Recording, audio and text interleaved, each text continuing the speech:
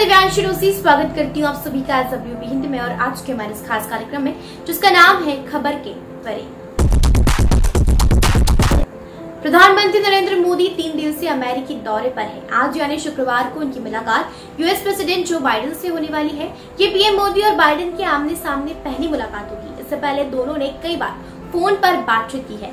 PM Modi और अमेरिकी राष्ट्रपति की इस मीटिंग में आतंकवाद सहित कई महत्वपूर्ण मुद्दों पर चर्चा होने की उम्मीद है। इसके अलावा प्रधानमंत्री क्वाड देशों की इन पर्सन मीटिंग में भी हिस्सा लेंगे। जो बाइडेन राष्ट्रपति बनने के बाद पहली बार प्रधानमंत्री मोदी से मिलेंगे। हालांकि दोनों कम से कम 3 बार वर्चुअल मीटिंग कर चुके हैं।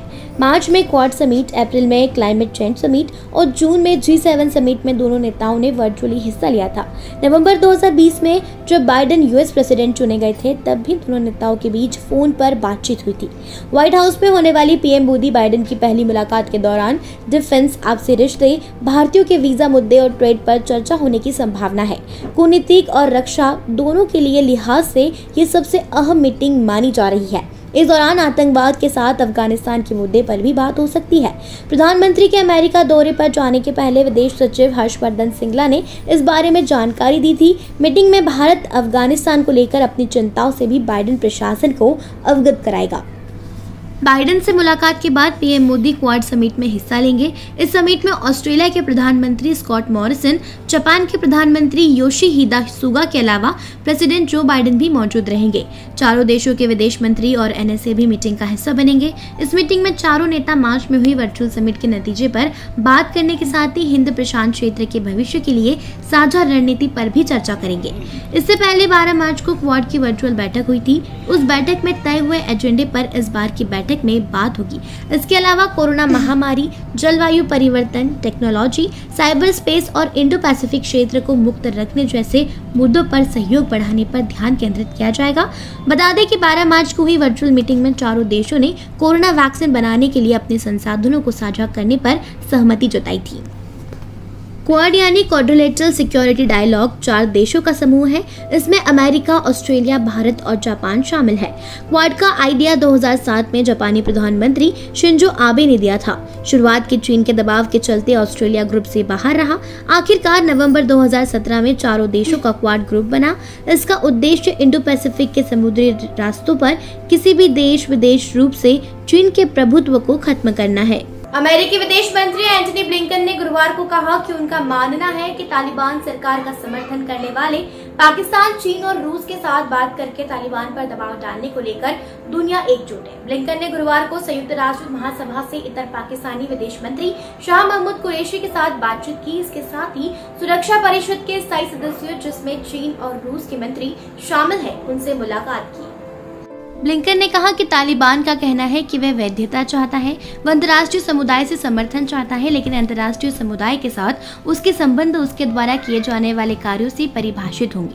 ब्लिंकन ने तालिबान के लिए अमेरिकी प्राथमिकता को दोहराया, जिसमें अफगानों और विदेशियों को देश छोड़ने की अनुमति देना, महिलाओं, लड़कियों और अल्पसंख्यकों के अधिकारों का सम्मान करना और अल-कायदा जैसे चरमपंथियों द्वारा अफगानिस्तान की धरती का फिर इस्तेमाल नहीं करने देना शामिल है।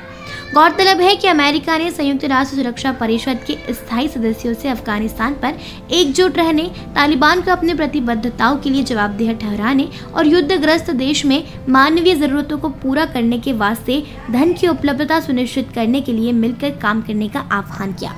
अमेरिका, ब्रिटेन, फ्रांस, चीन और रूस को P5 के नाम से जाना जाता है, जो संयुक्त राष्ट्र के स्थायी और वीटो शक्ति प्राप्त सदस्य है।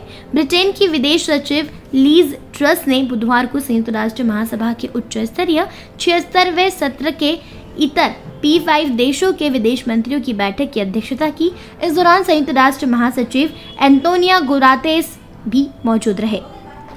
अमेरिकी विदेश विभाग के प्रवक्ता नेड प्राइस ने कहा कि बैठक में विदेश मंत्री एंटनी ब्लिंकन ने अंतर्राष्ट्रीय शांति और सुरक्षा बनाए रखने के लिए एक रचनात्मक P5 कार्रवाई के महत्व पर जोर दिया।